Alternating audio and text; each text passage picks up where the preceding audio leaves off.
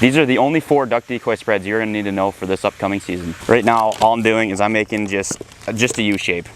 Pretty simple, we're just making a U shape. Essentially what I'm picturing here is you guys, as the camera, you guys are gonna be sitting where the hunter would sit.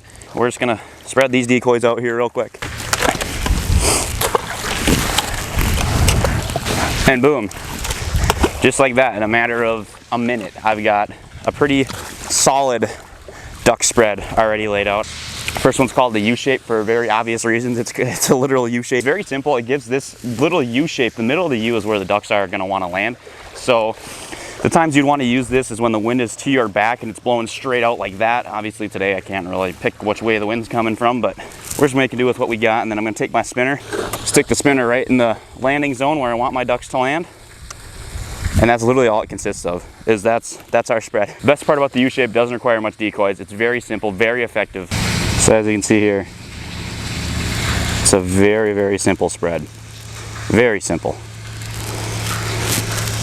Like I said, the best part about this spread is it's super effective. It's super simple. You don't need many decoys, which is really a bonus. And it's just really effective overall because that landing zone is really telling the story. That mojo, see him? He's telling the story. He's telling the ducks where he wants them to land. And from literally a mile away, the ducks will see that flash and they'll come in right to where that mojo is. Especially the teal. The teal will try and land on it because teal are just dumb like that. But so yeah, the U shape is super, super effective. Something you should definitely try this fall. Now, spread number 2. This is going to be a little bit different of a situation. This is going to be a crosswind. This is kind of what I have today in a sense. I mean, it's not really prominent enough to like consider it like a strong crosswind. But all I'm going to do is I'm just going to create almost a J. I'm going to create that U shape, but I'm going to make it parallel with me to my blind. Kind of what I said, an example you would use this on is a crosswind.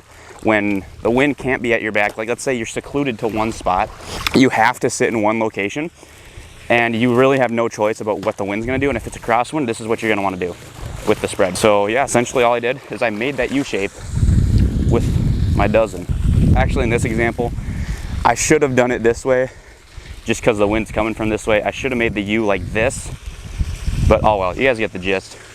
And things like crosswinds, a lot of times what you're trying to do is you're trying to short stop the ducks. You're trying to stop them before they get to the decoys. So the ducks would be coming in from this way, theoretically. The ducks would be coming in from that way, and you want to try and stop them and get them to land almost where that mojo is, and trying to short stop them before they get to your decoys. And you want to shoot them before they get to the decoys. Boom, and right there, that's the old crosswind setup.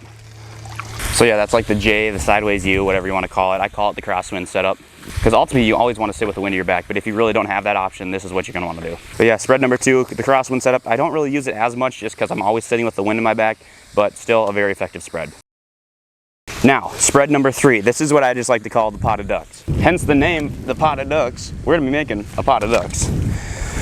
So all I'm doing is I'm not really making a shape. Maybe this is on a calm day where there's no wind and I need like a rippler or a jerk rig or something to kind of make all my decoys move. This is where I'd make the pot of ducks.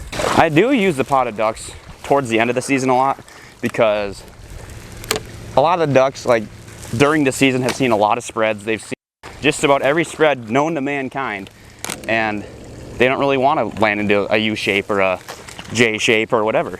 So this is when I'd throw the pot of ducks because it just kind of makes it look like just a bunch of ducks hanging out, nothing really out of the ordinary.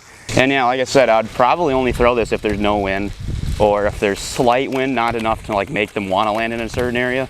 This would be when there's really no wind. So then what I'm going to do is I'm going to have my mojo, because obviously I want them to land into my face. I'm going to have my mojo landing towards me, just like that. And yeah, that's the pot of ducks. It's pretty simple. I see a lot of the South Dakota boys use this a lot. They kind of spread out their decoys and kind of make like a big pod of maybe like 50 decoys, but that sometimes can be overkill. So yeah, pot of duck's really simple. I like using it once the birds are pressured. Yeah, like I said, once again, a very effective spread. I use it a handful of times throughout the season, usually towards the end of the season, but I tend to use this on calm days just because if there's no wind, there's not really a way to get ducks to land in a certain zone. So yeah, a great mid-season spread right there. throughout the course of this video, you've probably been wondering, where did Josh get such a nice hat like that? And the answer to that question is SeekLimits.com. Seek Limits is a hunting apparel brand based in the Midwest. If you consistently shoot limits to duck, then hook yourself up with some of the best apparel in the game. Because is it really a limit if it wasn't with Seek Limits? So I just want to give the biggest shout out to the boys at Seek Limits for hooking me up with the finest apparel. I know I've been wearing this hat a ton. Look at this. The sweat stains are insane. I've been getting my use out of this hat, but honestly, it's one of my most comfortable hats that I own, even better than my Sitka hats. And you think as a Sitka junkie, like I obviously wear a ton of Sitka, I would like my Sitka hats more, but this is honestly a way more comfortable hat, if I'm being totally honest. One of the hats I wear every day. So once again, huge shout out to Seek Limits for hooking me up with this apparel. And let's get back to the rest of the video. Now, the fourth and final spread you guys have been waiting for. This is the one I end up using the most. 100%, this is what I use the most throughout the duck season. But this one's just the double group. Now, let me explain the double group real quick. The double group is hence the name double group. It's just two groups of ducks. And it creates a pocket in the middle. You could go 6 and 6 on each side. Just kind of create just two groups of ducks, but make them separate from each other, because then in the middle here where Mr. Mojo is, he's telling them where to land. That's a lot of times where they do land, is right in the middle of the two groups. So I'm not really connecting them at all. I'm not making a line. I don't want any sort of line in this spread. I'm just creating two groups of ducks, and then I want a pretty sizable space in between them. Yeah, that's literally the two groups.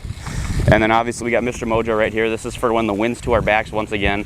Just trying to get those ducks to land in the middle of the spread. And then obviously you want the blind where the middle of this is. Then you want the two groups on either side. And 90% of the time the ducks will land right here. But ducks are notorious for breaking rules. There's not really a set schedule for them, or a set pattern for them. They always try something new. They're always doing something crazy. So it's kind of hard to narrow it down, but that's part of the beauty of duck hunting. So yeah, the double group. I also sometimes like taking, if I have extra decoys, I'll make even just a little bit of a U shape right here. But I'll mainly have two big pods out to the sides. And then that U shape kind of just funnels them into where I want them. But if I don't have all those decoys, two groups like this will do just fine. I'll use this spread when it's 70 degrees during teal season all the way to when the lakes are freezing. I'll use this spread like the entire season. Obviously it depends on my situations, but this is probably one of my best go-tos. That's the perfect spread in my opinion. So yeah, I use that spread all the time. Make sure you try that spread out. If you're ever having a tough time killing ducks, try that spread out. I guarantee you'll have good results.